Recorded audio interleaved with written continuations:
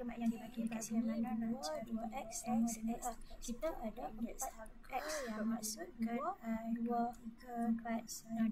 kat sini. So Q 23x kat sini tukar balik 2x kuasa 100. Kat sini dia bagi ini adalah sama dengan R. So R kuasa 2. Okey, situ semua 4x darab so 2y kita hukum kat sini kita AM tambah N ialah AM darab AN.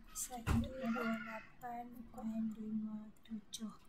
Bagaimana pula untuk Y? Y ialah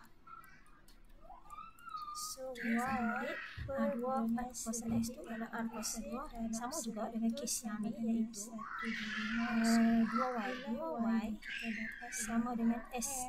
Kita ada RM2, 2Y bermaksud S kuasa 2 kat sini ialah S kuasa dengan Z. Okey, ingat Q7 tambah tidak atas darab 2 kuasa 4X bermaksud sama dengan 140. Awak gunalah EQN tu. So awak kadang-kadang dia nak jadikan S ni sama dengan RM RM7 tambah R kuasa 2 pun R kuasa 2. Dia nak minta indeks perubahan. So dia nak indeks perubahan, kita guna I dekat sini melibatkan 2, 3, 2, 1.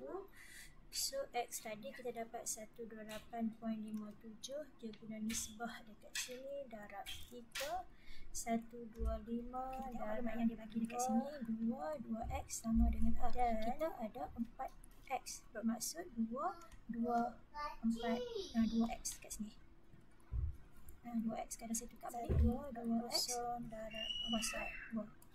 Kat sini dia bagi ini adalah sama dengan A. So R kuasa so jawapan kuasa 1.26. Kes ni tidak ada RM sebab apa? Dia nak indeks perubahan dekat sini. Soalan A seterusnya iaitu soalan C, dia nak indeks perubahan dekat sini. Dia indeks perubahan apa? 2119 yang dia bagi ialah I23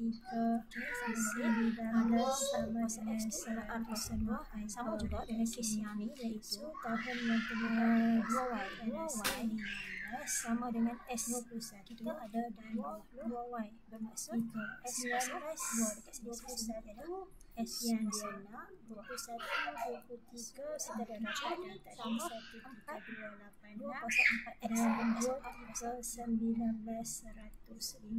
Sini kita label dia sebagai X. Dekat S ni sebagai tukar rumus 8 tambahan R darab X per 100 sama dengan 105.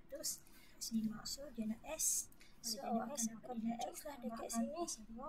X dekat sini adalah 79.07 dan kena tulis balik I bar apa? I bar 2119 sama dengan maklumat yang dibagi dekat sini 2x sama sini tak ada RM sebab dia ialah X bermaksud